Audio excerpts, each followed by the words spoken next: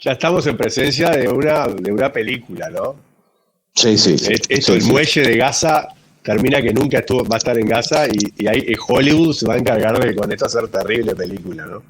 Es que yo creo que va a salir antes la película que el puerto. Es más, creo que cuando lo estén llevando por el Océano Atlántico, la idea es que Hollywood filme con las cámaras de 35. En vez de hacer un documental después, que es carísimo porque tenés que recrear, lo están filmando ahora, ¿no?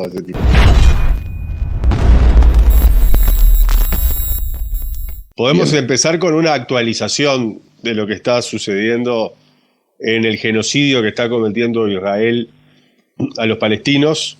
Hay lo que se conoce como una propuesta de Israel. Ismael, ¿cómo es eso? Sí, es una propuesta que pusieron a consideración de Hamás y digamos que en cada propuesta empeoran. Hace un tiempo estaban evaluando algo así como creo que 2 o 3 meses de pausa, que era la propuesta israelí, y ahora directamente lo que proponen son 40 días. La única diferencia, y esto es como la especie de tomadura de pelo, es que ahora por primera vez ponen sobre la mesa, mencionan el tema de los rehenes palestinos en las cárceles israelíes, pero hablan de una potencial liberación, en función de acceder al acuerdo, una potencial liberación de estos rehenes palestinos que están en las cárceles israelíes. Ya sabemos lo que son las promesas de Israel, incluso cuando dice a texto expreso cosas que después no las cumple, y bueno, acá imagínate lo que sería para Hamás aceptar una propuesta en la cual solamente se habla de una potencial. Entonces, lo que ya tenemos claro es que Hamás va a rechazar la propuesta. O sea, creo que el único propósito de la propuesta es de alguna manera mostrarle al público israelí que está haciendo algo. ¿Y por qué es esto? Porque Benny Gantz, que es el supuesto sucesor, el tan promocionado sucesor de Netanyahu, le puso un ultimátum a Netanyahu, justamente. Pegó un postazo en X, o sea, hizo una publicación en la cual dice que si Netanyahu bloquea la negociación por los rehenes, directamente él se va del gabinete. Y esto implicaría que entonces el gabinete, en vez de romperse por el lado ultraortodoxo, se rompe por el lado, digamos, más liberal del gabinete. Y esto, por supuesto, debilitaría totalmente al gobierno, entre otras cosas porque recordemos que el nivel de aprobación de Benny Gantz hoy por hoy supera al de los ultraortodoxos y al de los ultrarradicales y al de los radicales.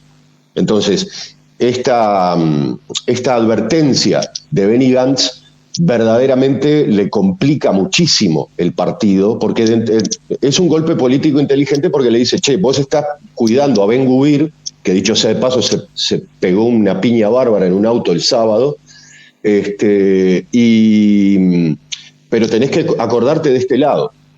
Y además Benny Gantz hace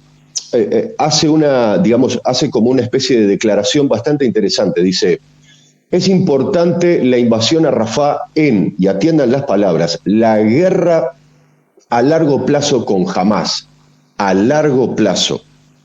Dice, pero la recuperación, la vuelta a casa de nuestros rehenes es absolutamente urgente. Con lo cual está estableciendo, no solamente establece las prioridades, sino que al decir a largo plazo lo que está diciendo, cómo se lo va a tomar él si asume el gobierno. Y esto es algo muy importante. Entonces, esta propuesta del gabinete de Netanyahu a Hamás, de alguna manera lo que intenta es como, bueno, ponerle un paño tibio a esto. Ya sabemos por el tenor de la propuesta que Hamás no la va a aceptar, y ya sabemos lo que se viene. Esto va a seguir empeorando. Recordemos, las protestas en Israel son cada vez más numerosas y sobre todo cada vez más furibundas. O sea, acá estamos hablando directamente de quema de gomas en las avenidas con bloqueo total. Estamos hablando de la policía utilizando gas lacrimógeno, utilizando carros lanzaagua, golpeando brutalmente a la población. O sea, la situación interna israelí es cada vez más dramática. Entonces, todo esto, pensemos además en algo, en una semana después de la supuesta respuesta israelí a Irán, a Netanyahu no se lo vio.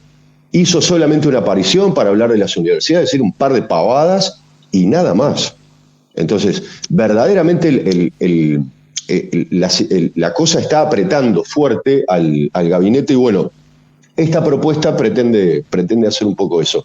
Pero te quería dar una noticia, vos que seguís el tema, que estás ahí, que siempre estás preocupado por esto del puerto, qué pasa con el muelle, Ya tenemos las remeras prontas para lanzar al mercado. Sí, bueno. Un puerto así, y a mano está el halcón, llevándolo en las garras del águila de la libertad. Bueno, bien. Apareció el muelle. Sí, pero apareció en Virginia, en Estados Unidos. Pero el muelle era para ponerlo en Gaza, ¿cómo que lo pusieron en Virginia? Claro, pero lo están armando, lo están haciendo. O sea, el plan es, muchachos, vamos tranquilos, ¿no? Lo estamos haciendo acá. Entonces, además con un pavimento. Después lo llevan andando, digamos, el muelle lo llevan flotando hasta ahí. Sí, se ve que sí.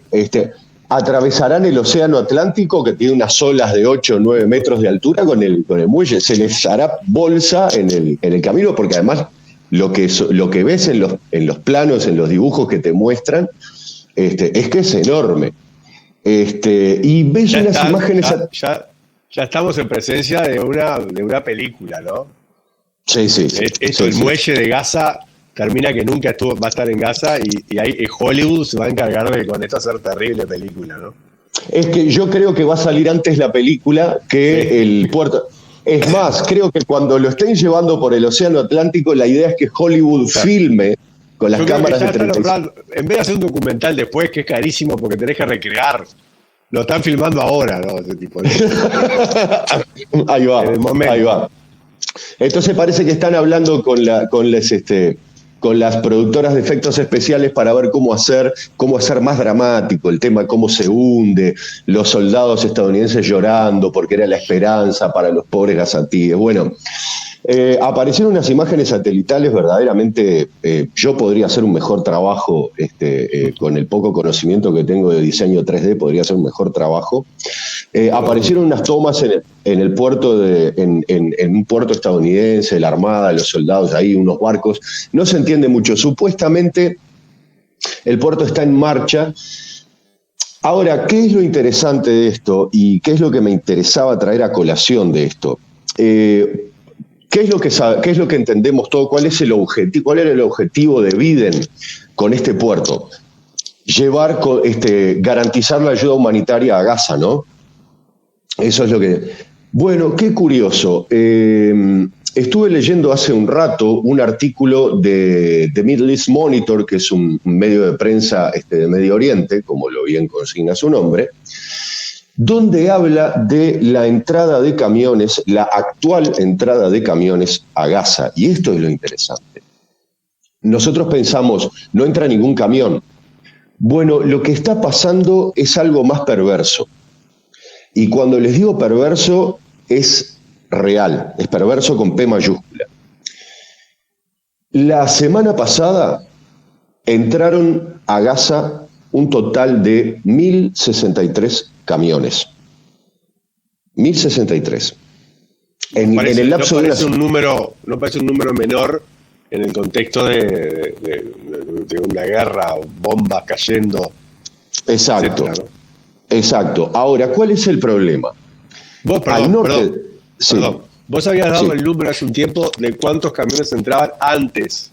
Ahí está. 500 por día. Ese es el tema. En una semana entraron el equivalente a 2 días antes del 7 de octubre. En toda una semana. Pero ¿qué es lo peor de esto? Solamente el 5%, 49 camiones, llegaron al norte de Gaza. Ahora, esto es lo interesante. Obviamente Israel tiene el control total de la frontera, entonces tiene como hay dos pasos fronterizos, ¿no? Que ya habíamos visto, el paso de Rafah y el paso de Kerem Salam, que es por donde pasan los camiones. Bien, donde Israel tiene el retén, digamos, mejor organizado, es en el paso de Kerem Salam. Y es por ahí por donde hizo pasar 858 camiones. O sea, la mayoría de los camiones los deriva al paso de Kerem Salam, donde los enlentece y los frena.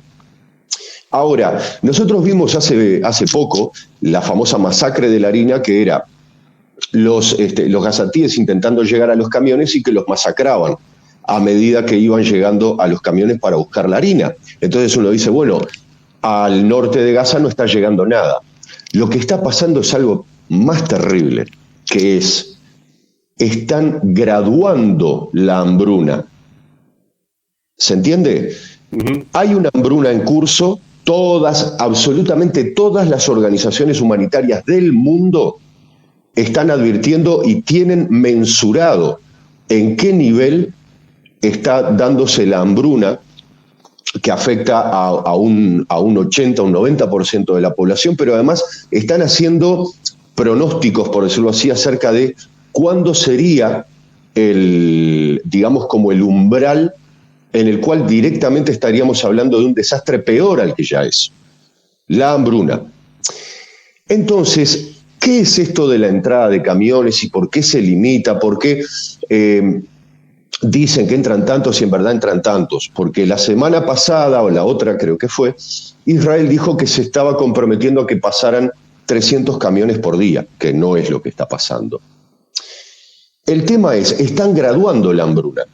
Lo que están haciendo es controlarla, ¿no? Entonces dicen, bueno, durante un tiempo no dejaron pasar nada, absolutamente nada. Después empezaron a pusieron, ¿se acuerdan? A los colonos ahí, con las familias, con los chiquilines, que se ponían delante de los camiones, entonces no dejaban pasar absolutamente nada, ¿no? Escudos humanos, ya que hablábamos de eso. Bien, ahora lo que están haciendo es dejarlos pasar, pero la están graduando. Entonces acá estamos viendo algo mucho más perverso, que no es que en un rapto de cólera yo no dejo entrar ningún camión y se empieza a producir. Si no entra nada a Gaza, es evidente que en el lapso de un mes todo el mundo muere de hambre. Entonces, lo que están haciendo es graduar el porcentaje de gente que sufre la hambruna. ¿Cuántos niños mueren de hambre?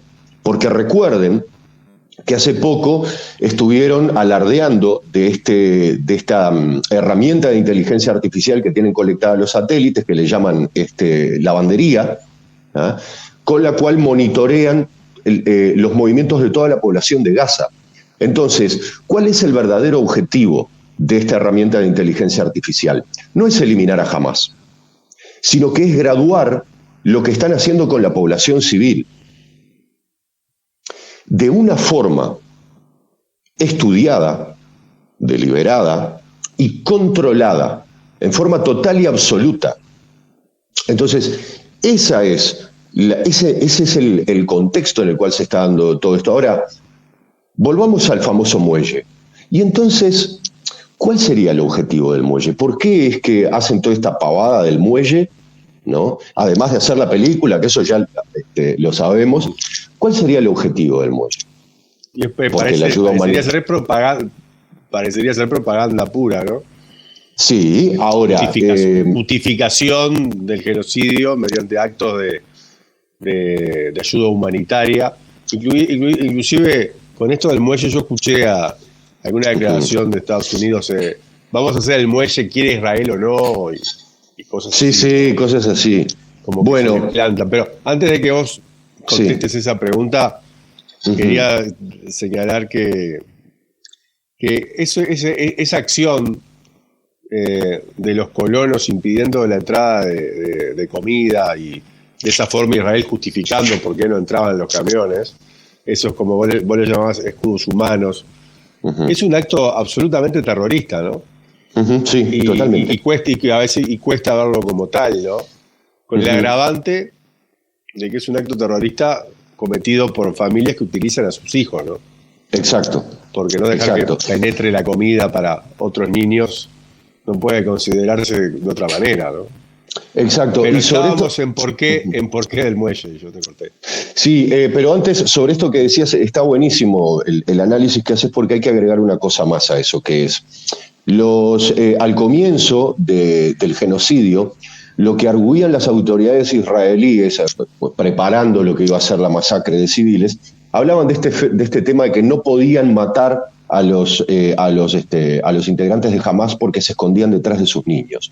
Bien, acá, en esto que vos decías, hay que agregar un detalle más, no es solamente que los utilizan, sino que también los ponen, en este caso los ponían delante de los camiones para impedir que entrara la ayuda humanitaria. Entonces, quería aclarar esto. Ahora, ¿cuál es entonces el objetivo del puerto? Sí, uno, sin lugar a dudas, ya es, tiene una efectividad actual e inmediata, que es la propaganda. Pero va a tener otra utilidad. Una de las cosas que más le inquieta tanto a Israel como a Estados Unidos es, una vez que en algún momento va a producirse un cese al fuego, porque Israel no puede sostener esto. Y no me refiero a no lo puede sostener políticamente, militarmente no lo puede sostener, y después me voy a hacer un minutito para hablar de eso. Militarmente no lo puede sostener, necesita de alguna manera poder encontrarle un punto a esto, un punto de inflexión. Ahora el asunto es, mientras tanto, ¿qué va a pasar? Y uno dirá, ¿cómo que va a pasar? Porque no desmantelaron a Hamás. No solamente no lo desmantelaron, el cálculo que hay es que en verdad la estructura de Hamás, la estructura militar, la estructura guerrillera de Hamás está casi intacta. Entonces, el problema es cómo van a tener control de Gaza si está Hamás ahí adentro. Sí. No, que ahí quería hacer un paralelismo para... La gente puede decir, bueno, ¿y cómo ustedes pueden decir que no van a aniquilar a Hamás y lo están matando a todos?